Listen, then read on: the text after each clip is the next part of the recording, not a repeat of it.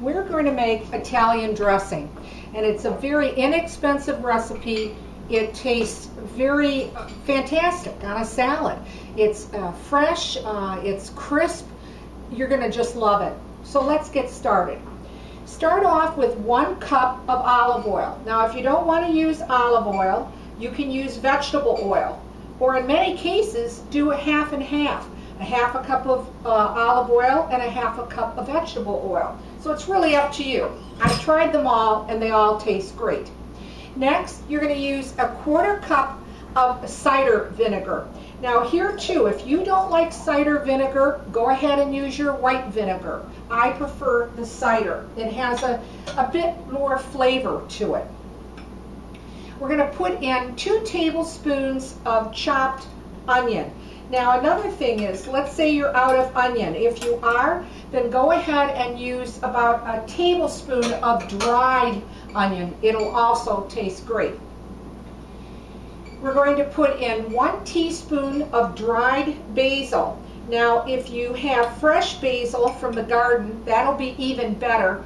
You're going to use 1 tablespoon if it's fresh basil. But again, if it's dried, I'm using 1 teaspoon of dried basil.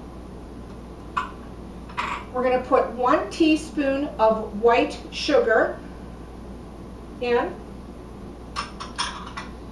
1 teaspoon of mustard. Now I'm just using regular yellow mustard. You can also use a teaspoon of ground mustard if you prefer that. We're going to put a half a teaspoon of table salt in, a half a teaspoon of oregano,